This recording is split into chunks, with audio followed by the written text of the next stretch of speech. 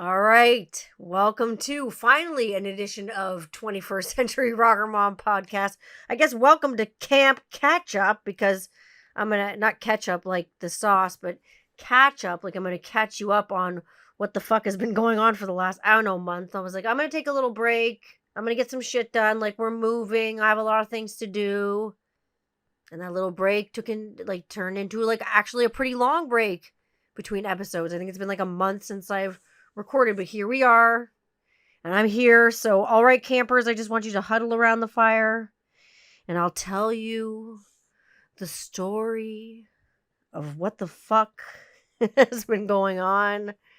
Well, it's at the end of July, so this is crazy because this is 3 years of alcohol sobriety for moi. Not everyone's cup of tea, but certainly mine and Rob's too. We both haven't had a drink since, oh God, sometime in July. I think around 4th of July, like 3 years ago.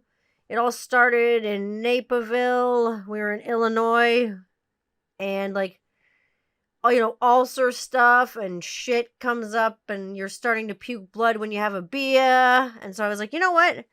I think I've had enough years of drinking. So I said, finally, I'm just going to stop. And I said that a lot of times before.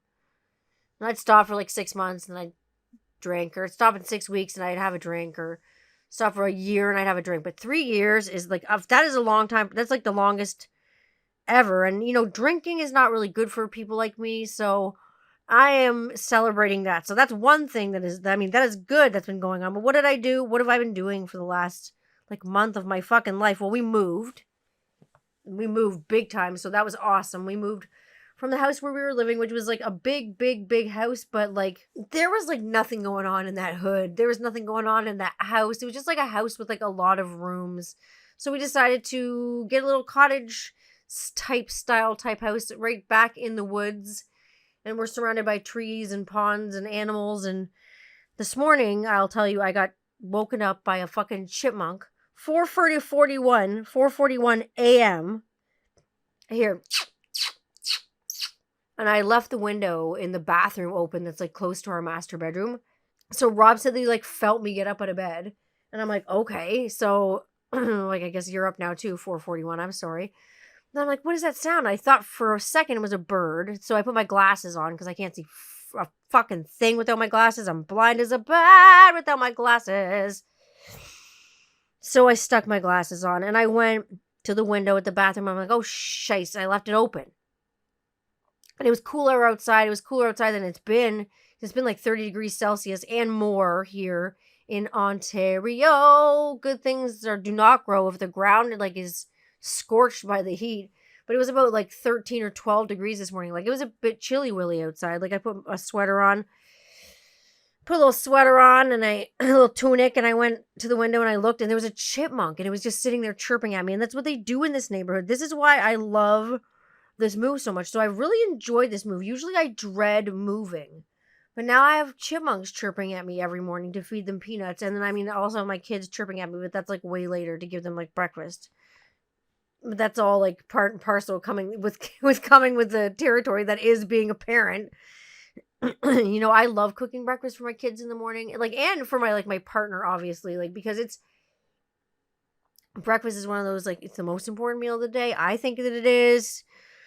I don't know if many people like would agree with me, but you gotta have like something in the morning, even if it's like a nutritional supplement or a smoothie, or if you can get it all in a blender if you don't have time, or like make those oatmeal chia bowls overnight. You can put them in a jar. There's so many things you can do. You can do juicing. You can do shots. I've been doing a lot of juicing lately because, well, like I'll tell you, what has been going on the last month, I've been having, health issues with my stomach, which have now, thank God, been rectified by, believe it or not, a plant-based diet. And believe it or not, I am not the kind of person who you would think would go vegan. Like, probably like the last fucking person, like, in the fucking world. I'm like the person on like, it reminds me of like when like Nia Vardalos, like in like, she introduces her boyfriend on like My Big Fat Greek Wedding, and she's like, they're like, he's a vegetarian. And everyone's like, he's a what? It's like, they don't know like the meaning of the word. And I feel like in Eastern European culture, obviously, which is like, is my culture, like they don't like, like we don't like recognize what the fuck that is. Like everyone's like vegetarian is like hard to understand. But vegan is like, what the fuck is that? Like in French, it's vegetarian, like vegetarian. Like it's like a fucking absolutely like UFO concept to them. They're like, I'm not saying it was vegan aliens, but it was aliens, you know? I'm just having me a nice cold bottle of pop. I'm having this Boylan's cane sugar cream soda. What's their take on a cream soda? I ordered it with some vegan cheesecake from the Cheesecake Factory. It's lovely. It tastes like coffee and vanilla and all the good things, cardamom. But no, back to being European. So, like, being vegan and European is kind of, like, weird. And I was like, this is going to be a challenge at first. First, I was like, oh, my God. How do I, like, kind of tell my mom? Because, like, what do I tell her? Like, I literally grew up eating meat. I remember, like, being a young kid. And my aunts would come over from Germany. Like, of course, like, they all grew up in Poland and stuff like that. But after, like, the war and things were bad in Poland, they went over to Germany. And so my Oma, her sisters, my aunts would come over from Germany. And they would do things like, it would never fucking fly now. But they'd smuggle over, like, an entire Westphalian ham in a fucking suitcase. Like, I am not kidding. Like, the thing would be, I don't know, like, 9 or 10 pounds. Giant. And they're wrapped in, like, plastic and cloths and all kinds of shit. Like, I don't know how the air sniffing dogs, like the drug sniffing, well, I guess they're not looking for meat, they're looking for like weed and cocaine, or I bet you the dogs like the smell of the cocaine. But no, I don't know how this happened, but they'd be smuggling out like an entire giant like side of pig into Canada from Germany, and they'd come over every summer, and meat was like a huge part of our culture growing up. I remember even like having friends over when I was like a kid, and we have meat and like charcuterie platters, like what people call charcuterie platters now. We just like called a snack fucking platter as a kid. It's like what my parents would make us. They'd make us a plate with, you know, some kielbasa on it and some like little sausages and some crackers and cheese and different cut up vegetables like crudité or whatever and fruit and stuff. Now people like get all fancy and charge $1 bazillion for it and call it a charcuterie board, but like when I was a kid, it was like a fucking snack lunch. That's what with my kids, it's a snack lunch. They're not like, Mom, will you make me a charcuterie board? What am I supposed to say? Yes, Karen, I will make you a charcuterie board. No, but like being European, you grow up this way. And like both my parents like ate meat growing up. It was not like we weren't a vegetarian household or anything like that. So not like hating on anyone who eats anyway. This is just the diet that I've had to take on that has actually like healed my like gut, to be perfectly honest. I've been not feeling super great, or had not been feeling super great. And so this is the diet that I took on when I remember like growing up as a kid, as a teenager, like one of my friends, Abby, actually, like one of my girlfriends, she has a custom jewelry company. She makes jewelry. And I remember her coming over when we were like practicing as a band, and my mom would be like, oh, do you want a snack? Do you want a snack? Because Polish moms want to give out snacks all the time. And I remember she was like handing out like pieces of like salami and like chicken loaf and like, you know, whatever we had in the fridge, Westphalian ham or Copa salami, or like salami with prosciutto in the middle, or, you know, some like fun kielbasa or some kind of Weisswurst or some kind of sausage. I don't know why they call it Wurst. It's the fucking best. So she'd be handing that out. And I remember Abby like turning to me like when we were teenagers and being like, holy shit, like your mom gives meat like out like most like moms give out like Oreo cookies. Like, holy shit. Like she couldn't believe that my mom gave out meat like it was fucking cookies. But it's just like the European way. There's a lot of European people that have a really meat-based diet. And there are tons of people now that have meat-based diets, like this carnivore diet that I've seen. And I mean, I've done them all, so I can really speak to how they work for me. But like certain diets work for certain people, and like whatever floats your boat. I'm feeling super good doing what I'm doing. I'm hoping you're feeling super good like you're doing whatever you're doing, whatever diet you're on or whatever you're eating or whatever you're not eating. I hope it's working for you. I am now officially double vaxxed because it's been like the weeks that have passed since I got my second poke or whatever, and you get your incubation period. Double vaxxed, waxed, looking like a snack. Get a vax. Make yourself healthy. Stay healthy. It turns out that taking a break is healthy. It turns out this whole little break helped me realize how important like good self-care is.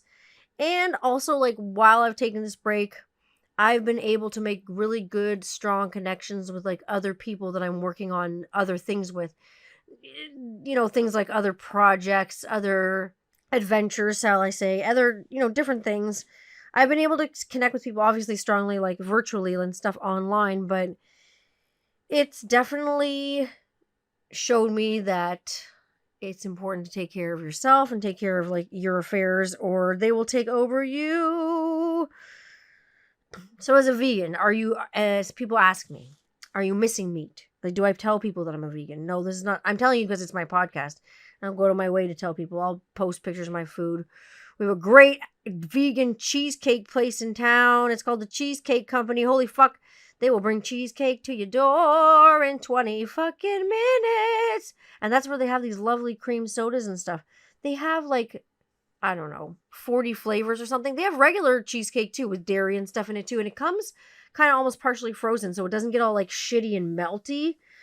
Oh my God, it's awesome. I've ordered it like a couple nights in a row, which I'm like kind of like jealous of my own self of, but also like I have no regrets. I'm like, I'm jealous of my life right now. I'm glad I'm living it. Oh my God, it's good. It's not like diet grocery store cheesecake. It's like from scratch. They have different flavors. I've had their cherry and chocolate. They have like a Calibo chocolate that goes over top of it, dark chocolate. It's all vegan. And then I've done Oreo cookies. I've had banana graham cracker, like banana cream pie. And then I've had, what was the one that I had yesterday? Oh, it was like raspberry and lemon. It was like friggin' awesome. So I've like recommended them to like my friends who have not been able to eat like anything that doesn't, anything that does rather contain like animal products, whether it's eggs or what. And their cheesecakes aren't like 100% like nut based either. So for a lot of people that can't have nuts, sometimes cheesecakes are based with nuts. Like for vegan people, they are, but these are not. They're awesome. So highly recommended. The Cheesecake Company. I don't know if you have one in your city. It's not the Cheesecake Factory. It's called the Cheesecake Company. I think they're a Canadian company. I'll look them up. So cheesecake has been one thing that's been helping me out. We got great vegan places here. And I've honestly had a crazy, like, I've just thrown myself into vegan cooking. So, which is fun and everything. And being European, I already like to cook. Like, I love it. Like, I'm used to, like, the only thing that I'm missing is, like, back in the kiddie days. And, like, this will go even like before then. I've always loved a good like steak. Just now, with the way I am and with ulcers and shit, I can't. I will describe what I have sometimes as dyspepsia. And if you look it up in the dictionary, it like sounds like a bad tummy ache or whatever. If I have to like tell you what it is, if you know, like you know what it means. If you know, you know. But if you don't know, it means like hellfire and damnation in your fucking stomach.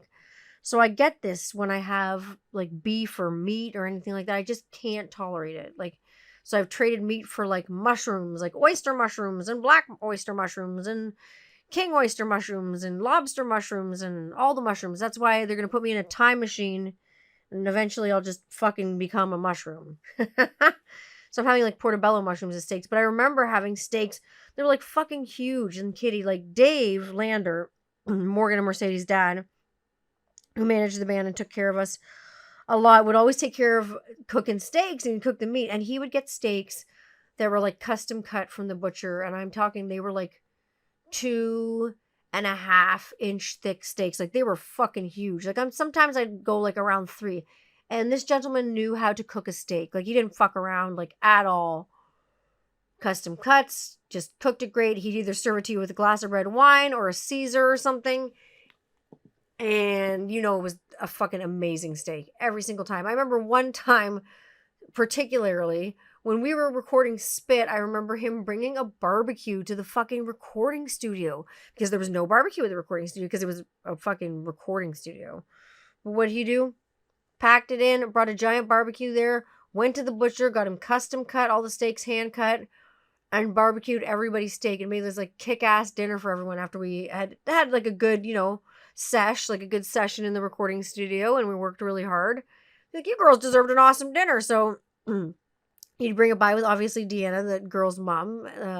She'd cook all the salads and the sides, and she'd bake bread and like, oh, it's kick ass. So this is the things that, these are the things that make me feel good and make me feel homey. So like, I miss a steak. I'm like, I need to find somewhere where I can find a weird vegan steak that's not going to make me like barf or something. But part of my love of meat obviously comes from like just growing up with it. And like I said, I grew up with it with my teens. Touring, I ate like a ton of meat. Just vegetarianism and veganism wasn't a thing for me, but now obviously it is. I will tell you, it's actually made me feel better. I have more energy. I do like a green shot every fucking day. It's great for me. It's got a lot of ginger in it. It actually tastes like fire. It's something. It's like actually Fallon gave me the recipe for this. It has like 2 pounds of ginger in it. If you want it, I think I put the recipe up on my Instagram somewhere. You can get it on my Instagram at 21st Century Rocker Mom. You can go up there and check that out because it tastes like burning, but I have more energy than I do if I drink a cup of coffee, which is ridiculous. And it's not like a nervous like general overall anxiety energy. It's like a nice energy. It's not like a buzzy coffee energy. You know, when sometimes you feel like you drink too much caffeine, like you just don't feel good. You're like, ugh. I'm having one of those moments where I'm like not sure if I'm having a panic attack or like what it is.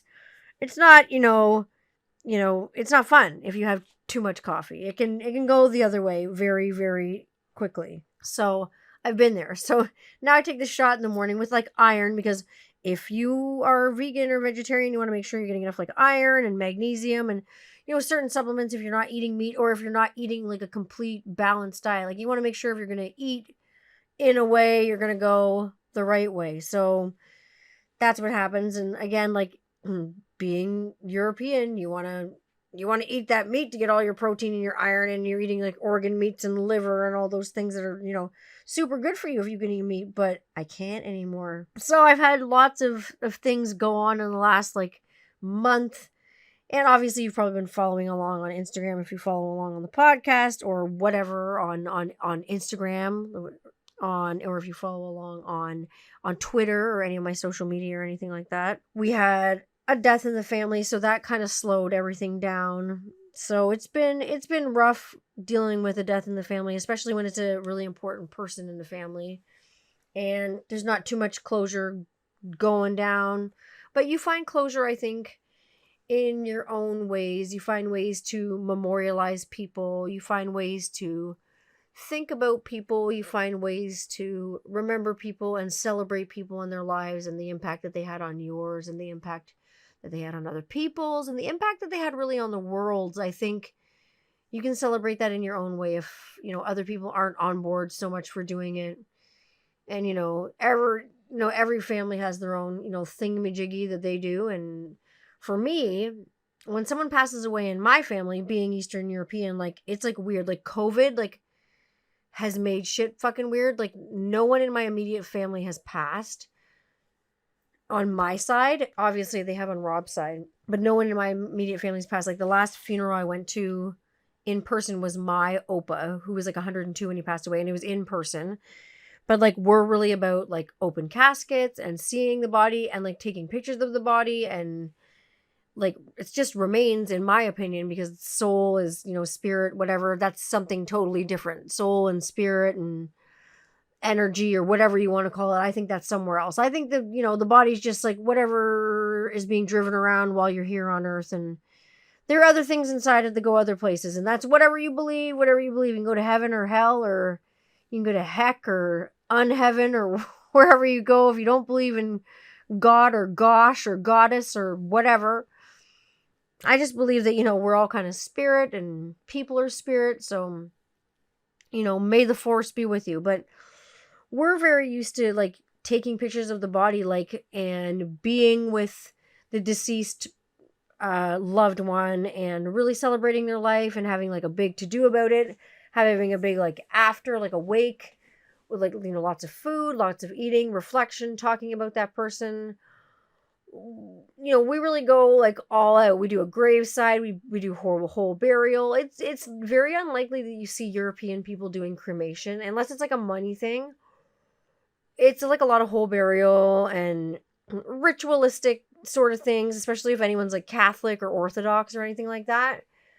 Especially for old school first. If someone is older, they want to go with tradition and stuff like that. So that for me, growing up, especially from like a thanatological point of view, would give me like the closure that I needed to see things. Some people need closure in different ways. People grieve different ways. So for me, it was just to kind of like be quiet and like meditate. We got an angel statue, to memorialize like Rob's grandma and stuff. And we do things in our own way to remember people. So I think it's just easy to forget that people grieve kind of in their own way and they need to do it the way they need to do it. And there's no right or wrong way to grieve. You know what I mean? All you can do is learn, and, life goes on. You have to live every day to the fullest, because you never know what can happen from one day to the next. So that definitely made me not want to podcast or hang out or talk to anybody, but it gave me a chance to write. And like I say, it gave me a chance to write and like really take care of myself. I've been writing a ton of podcast stuff, but then I've also been writing a ton of music. And the thing that I learned mostly from writing music, but then also from making connections with other people that are kind of not in the same boat as I am, but write music in the same way, shape, or form, or fashion, then capacity, I guess, that I do, is that like I have to be in the right like mind frame and space and time where I am to create things that I want to release or that I put out. If I do something before I'm ready to do it, it's gonna be shit. Like, it's gonna be garbage. That's not gonna be something that I want to put out and like share with the world. Why the fuck would I want to do that? I don't know why would anyone want to do that. So I've been writing lots of music, but I've been writing it for myself. I haven't been writing it necessarily to top a chart or try to do anything specific or even write an album. I'm like, I'm not going to be too advantageous about this. So I took a nod from my friend S.J. Jones, who, kind of releases singles, like one-offs, like it's one song at a time. And I'm going to kind of do the same as these come out of me in whatever order I feel like releasing them. Once I get a few new little gadgets and gadgets for the recording studio. And, I'll be releasing just like one-off stuff on either Bandcamp, Spotify, iTunes, or something. I don't know if I'm going to do it under like my name or if I'm going to do it under like a band name, but it will just be me alone, lowly. But like, I'm releasing it not because, like I say, for any other reason other than to please myself. If you dig it, awesome. That's fucking cool as fuck. But I'm just doing it because I dig it. I realize that I think that you don't always have to be working on something to try to impress other people, like with your art or what your creative process is. You can kind of just do things for yourself. If people dig it, great. If they don't, great. It's whatever. If you dig it though, that's what makes it awesome. That's what makes it special. That's what makes it authentic. That's what makes it part of you. That's what makes it art. That's what I think is really, really, really like exciting about creating things and creating little one-offs of things and little pocket symphonies and things like that. The other day, actually, a girlfriend of mine, she has a band that she does called Viola Swamp. I don't know, you can find Viola Swamp on iTunes and Spotify, and she just released some new singles, and literally they blew my fucking mind off. Like, they were so good, and like the production value, the things that people are putting out is just a few songs here and there. Like, I feel like I put it up on my Instagram. I feel like it was a gift to the world. If you can, you better go and like get your ass out and check out Viola Swamp. Definitely. They are a fantastic group of individuals. And beautiful music from Viola Swamp there. Like, seriously, if you haven't checked it out yet, you've got something fucking wrong with you. And like just down the road too, in Ontario here, another Canadian group. I'm all about it. I'm all about supporting Canadian artists as much as I can, especially things that are like led by like females. I love bands. I love all bands, but I love to see girl bands. That part of me will never die. Every time I see something on like Twitter or Instagram or the social media platforms like Facebook, I don't go on Facebook a lot, but if I do, I see something about a girl band, like I get really excited. Even if it's a band that I used to love when I still love now, but I used to go see, like, let's say, regularly. Like, I remember going to see L7 once with like Mercedes, and there was like a huge crazy ass pit and people were punching people in the face, and like L7 was spitting beer in people's mouths. I'm just standing there with my mouth open like a fucking idiot, just like loving girl bands, going to see so many different ones. I saw Veruca Salt, I've seen Hole, I've seen I mean, you name it, and I've probably seen them or like played with them at one time. I will never lose that love for girl bands. So yeah, I totally like nerd out when I see bands that I like on there. I'm like, oh, they're playing a show. Like I probably won't be able to go because it's like far, far away. It's like in California or something. But I think you never lose that. So I love seeing girl bands doing girl band things and like still keeping up with it. You know what I mean? Not like doing their last gig when they're like 16 years old and being like, okay, I'm done. I'm ready to throw in the towel. And that's kind of how I felt about my musical career. I'm like, did I just like stop playing music when I played with Kitty and like other bands that I played with? I played with Candy Darlings and the Alcoholies, and I've never done music just for like my own self. So I was like, you know what? With all the other musical shit I have going on, I am creating music just for me, just to make me happy. And if it makes someone else happy, that's a fucking huge plus. If it makes somebody else smile, that's a big plus for me in my corner. It makes me happy to fill somebody else's bucket with something that is filling my bucket. But yeah, I'm playing a lot more like piano and a lot more instruments. I found a lot more time to do things to like be more present, spending more time with the kids and going for more walks a day, you know, playing by the pond. We play a lot of soccer, I will say that. Like just lots of different things. And then I've also, you know, gotten my mind around doing other things. Like I have merch coming down the pipe. And this is the part where I need to hear from you, because I've had merch because I've been in different bands and different ventures, and we've had all kinds of merch. Weird, wonderful, wacky, whacked out, strange things, like things that you never think of as merch. Like I've heard of bands having like condoms as merch. I'd never put my face or something on latex that you'd have to put on your wiener. But oh god, like I thought about like a calendar. I thought that would be hilarious. Having my fucking mouthy ass. I don't like, but who uses a calendar anymore? Does anyone use a calendar anymore? Do you use a calendar? You know what? I fucking do. I use a calendar. I'm not talking the calendar on my phone, not a digital calendar. I use a regular ass calendar that I can write on because I need to. If you need a calendar, get at me. Like hoodies, t-shirts. I don't know. What the fuck would you wear? I don't know if it was going to be my stupid face or just some stupid shit that I say. I don't know what it's going to be, but we will find out. So I've been talking about doing merchandising with a lot of people because a few people have DM'd me now. When I say a few, I mean like 20. Have DM'd me now and been like, hey, have you ever thought about getting merch? And the more people say stuff, the more I thought about getting merch. And then I actually had been talking to one of my friends that I talked to online. It's a great thing about making online connections. I can talk to anybody from anywhere. I don't have to go to wherever it's going to take me like 12 hours to fly to. We can just beep, beep, beep, back and forth, direct message each other. It's right there, and talk back and forth. It's awesome. Find friends with the same interests. It's wonderful. They said, oh, could you make hoodies and stuff? So, you know, hoodies or hats or toques or I don't know. What do you want? Tell me what you need. Coffee? Like, what do you want? Do you want some damn fine, like, 21st century rocker mom kick you in the fucking face coffee? Kick you in the teeth? Wake you fucking the fuck up? Coffee?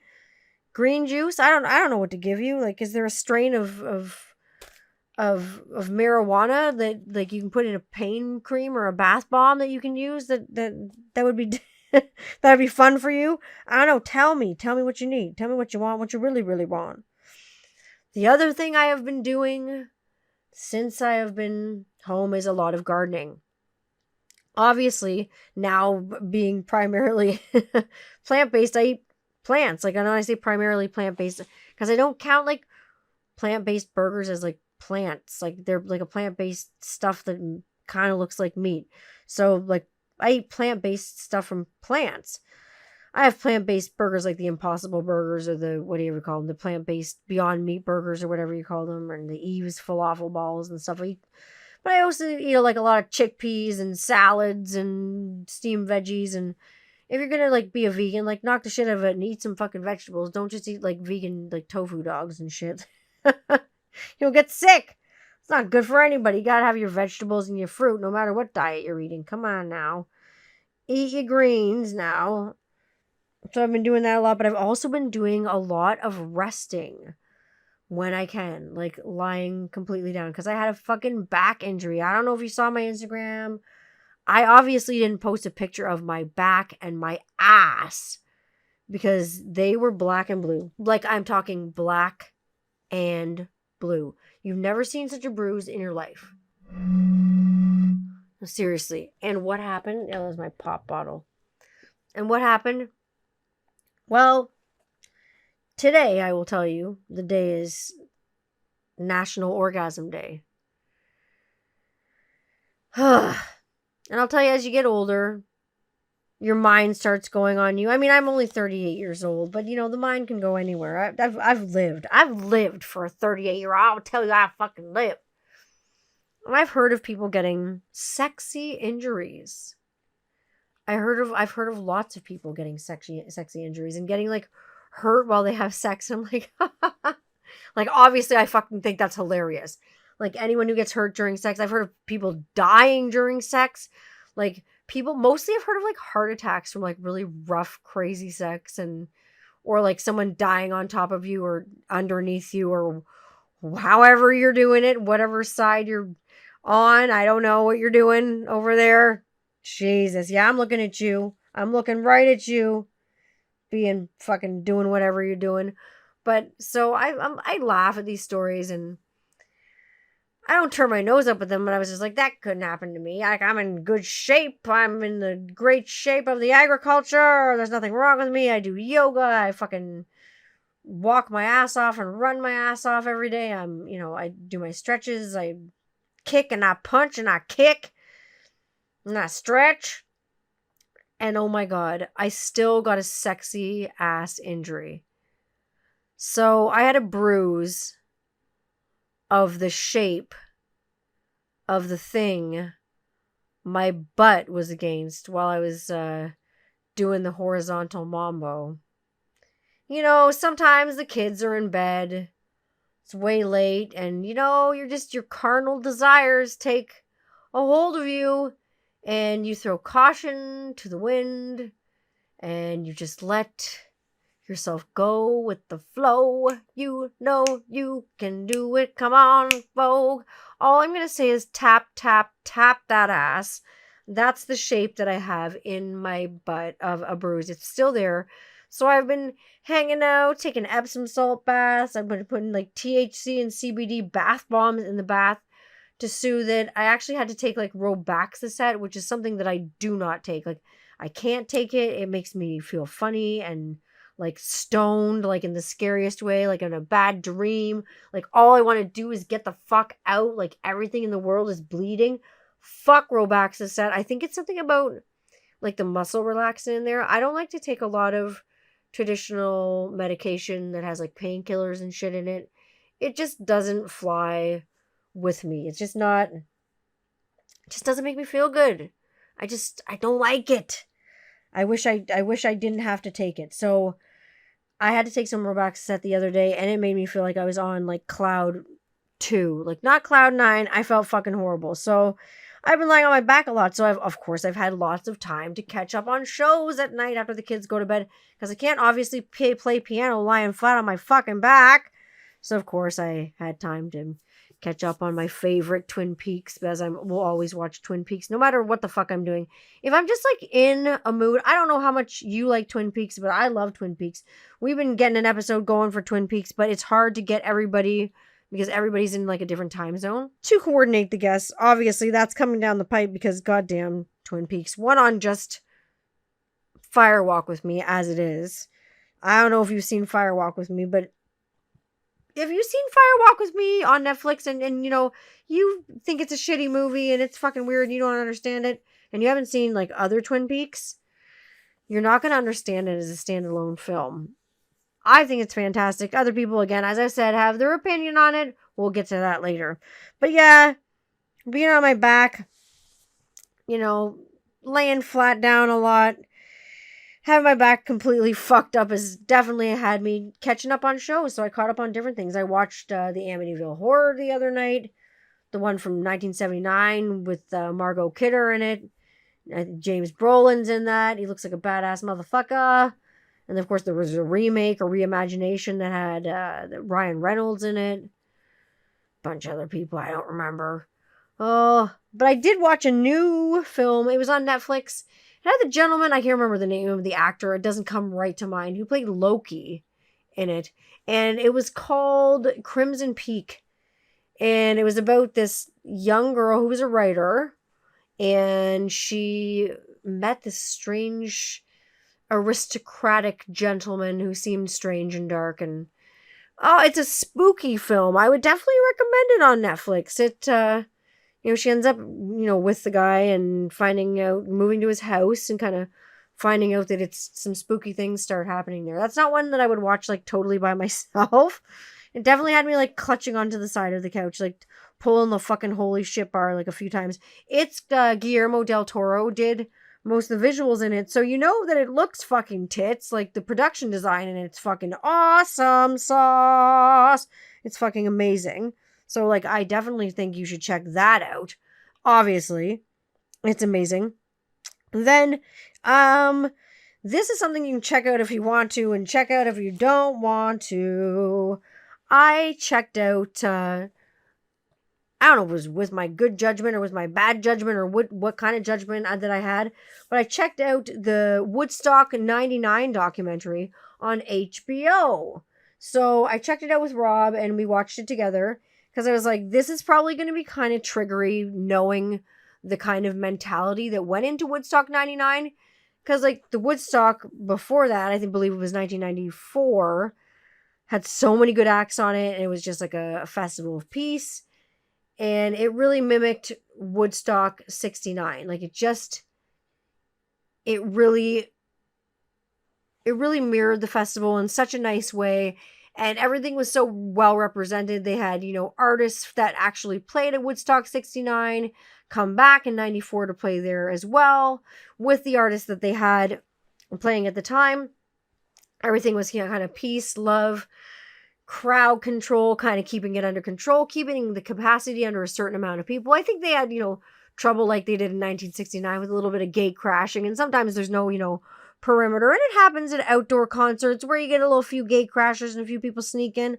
And you know what? It happens, and musicians don't cry about it. It's not they're going to cry over the price of a concert ticket. I mean, some bands might cry and bitch over it, but most bands would not. It's whatever. People understand that sometimes people don't have money. And just like in the case of 1969 Woodstock, there was a huge protest over the fact that people thought that ticket prices were too high. And it was kind of like an elitist thing. There were only people who could afford, this income bracket obviously could afford to rock the fuck out at Woodstock at a huge festival of peace and love and mud and sex and whatever. And, it was a great thing. I mean, obviously, if you've seen the videos and the archival footage of Woodstock, it was something. It was something, it was to be marveled at and something to respect. It was amazing. But to say that it didn't have its share of problems, that would be a lie. But I don't think anything had its share of problems to the caliber that Woodstock 99 carried. And the Woodstock 99 that makes these problems kind of perpetuate and carry forward. And there are obviously artists that give a fuck and will acknowledge it. And obviously artists that do not give a flying fuck perpetuate it and continue to perpetuate it because they don't acknowledge it. If you don't acknowledge it, then you can't fucking obviously change the behavior and obviously don't really think that behavior is wrong. If you want to dance around and be like, I didn't do that, that's fine. But seeing Woodstock 99 was amazing. It was a great documentary film. But trigger warning though, there's a lot of kind of stuff about sexual assault, things like that. The conditions were deplorable, absolutely fucking deplorable. Spoiler alert, I will tell you right now, if you've not seen this, I'm going to spoil a little bit of it. I'm sorry. But even the plumbing situation, the outdoor plumbing situation. So they had it at an army base, okay? So they had all kinds of bands playing. They had good bands playing, really good bands playing, an amazing fucking lineup. You couldn't have asked for a better fucking lineup. But they played at an army base, so there was kind of one way in. There was kind of no way out. There were two different stages, and the plumbing situation for the toilets and the porta potties was absolutely, I would say, draconian. It was fucking medieval. I'd rather go take a piss in a trench. It was fucking horrible. By the second or third day, people were swimming around in what they thought was, what they deemed as, or I guess they were drunk or high, or I don't know, high on power and high and drunk on fucking rock and roll. I don't know. just sliding around in excrement. And that's what it was. Human fucking excrement. Just unbelievable. And I remember watching Woodstock 99 myself on pay-per-view. And I remember it being like filthy as fuck. I had no idea about the plumbing situation when I was that age. I just thought everybody was sliding around in mud. Like when I went to Edgefest as a teenager, it was a muddy day. It rained. Everyone slid down like a mud hill. I didn't myself, and then the people that I was with did, but there were a lot of boys sliding down mud hills and getting very fucking dirty. But Woodstock 99 was like a fucking shit show. All the groping that went on and all the sexual assaults that went on. There was death that went on there. People fucking died from asphyxia, not having enough water. The place was oversold. The promoters were completely fucking irresponsible by overselling the tickets at a venue that could not handle that capacity of people. Over 350,000 people with 10,000 security guards. And I'm using that term really fucking loosely because if you see the movie, you're going to be like, security guards? What security? People sneaking in drugs and bullshit and fucking tolerating whatever. Banging people with, because they can, because they got these VIP passes. Hey, girl, I'll let you in if, you suck my dick. This kind of fucking frat boy sort of mentality, that kind of shit fucking got to me. The male misogyny in this film, I will tell you, like, made my partner squirm. Rob sat there and watched this and he's like, I'm so fucking triggered by this. Like, that, like, girls go to concerts and, like, had to go through this. I'm like, girls go to concerts and still have to go through this. This is why a lot of girls don't fucking go to concerts. I mean, unless it's a girl band, because you kind of feel safe because you've got, like, a small curated audience of mostly females or folks that identify generally as female, or when there are men there or people that identify as male identified, they generally, and yeah, I mean, even people that don't identify, non-binary folks, they're not the threats that, that me as a straight white woman worries about at a concert. It's, white frat boys, white young men. That's who I worry about, groping me. And those are the people that put their hands on people. Even the Offspring, started a set with like, hey man, like Dexter Holland kind of asked everybody, could we not fucking like touch girls when they're crowd surfing? Because how would you like it if someone grabbed your balls, with the guys? And, he'd say, if a guy comes up crowd surfing, grab his balls really hard, but if a girl does, don't touch her breasts or whatever. It's just astonishing to see the amount of just like not giving a fuck for just blatant right out sexual assault. So that part of it, not cool.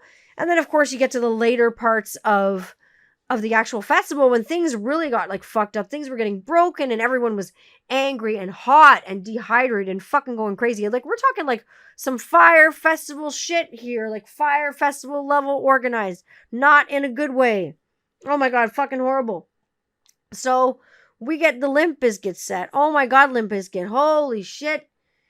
And we get to the break shit. We know you're mad. Like Fred Durst is up and on stage. And I understand Limp Bizkit having to do their thing, being Limp Bizkit.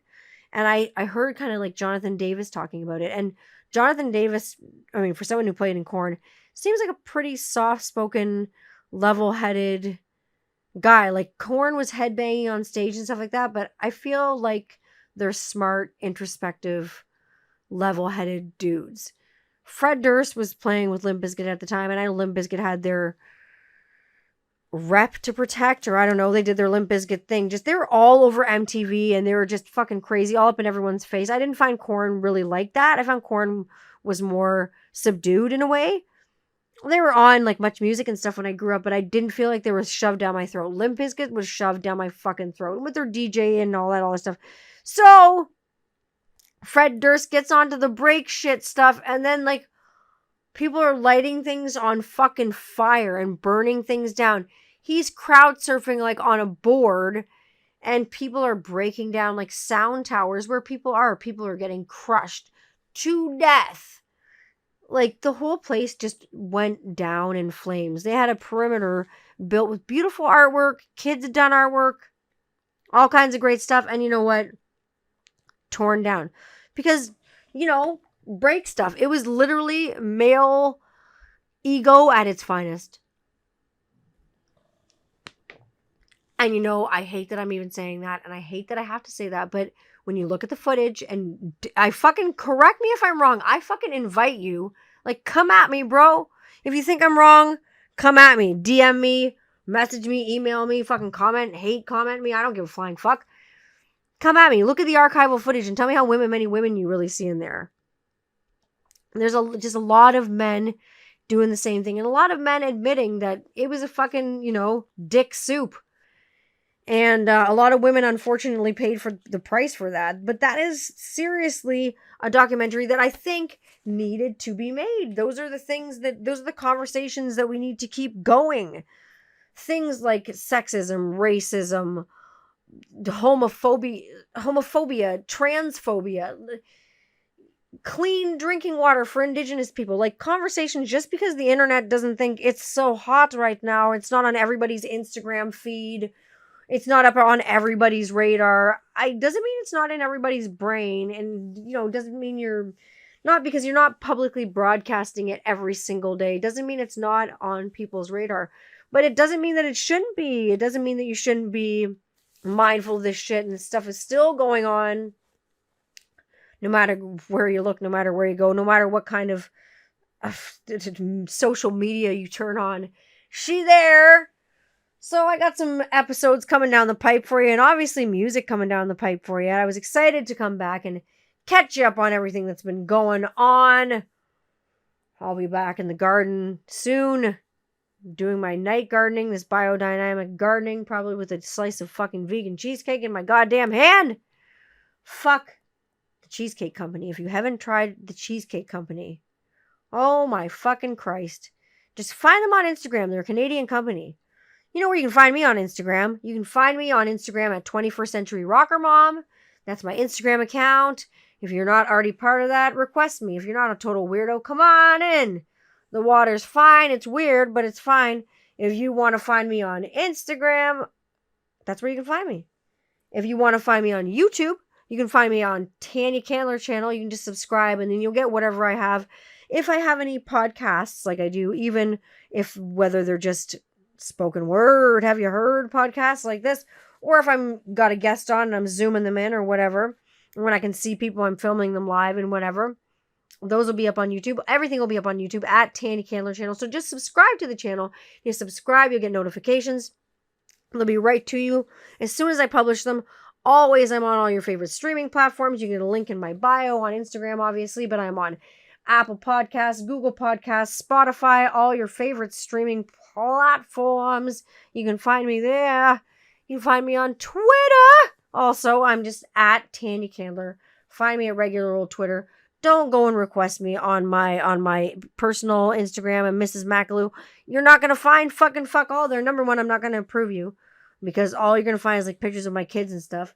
And number two, if I don't know you, it's just not going to happen. So don't fucking go sending me shit. If I don't know you, we haven't had a conversation, I don't know you, I don't fucking care. Just, I will see you on regular Instagram on 21st Century Rocker Mom. Other than that, I'll see all y'all next week. I am back to the board all the time, never stopping. Here we go. But I'll tell you, breaks are good. If you need a break, you go ahead and take one. Don't apologize for it. Don't feel bad about it. Don't carry any guilt about it. Just take a break. Take as long as you need, man. And then move on. I guarantee, what comes out after that break is probably a little bit more magic than what was coming out before you needed to take such break. If you're, struggling for 5 minutes of, silence, and it seems like 5 minutes seems like a huge break to you, I'm going to tell you right now, you got problems. You need more than 5 minutes, my friend. So take your breaks. Take a deep breath. Know that I love you. I will see you next week. Thank you again for tuning in. I love ya. You know where to find me. Drop me a comment. Drop me a message. Drop me a question. Drop me anything. Drop me your address. I'll send you a postcard. All right. I love you all. Mwah. Happy episode. The return of 21st Century Rocker Mom. Peace out.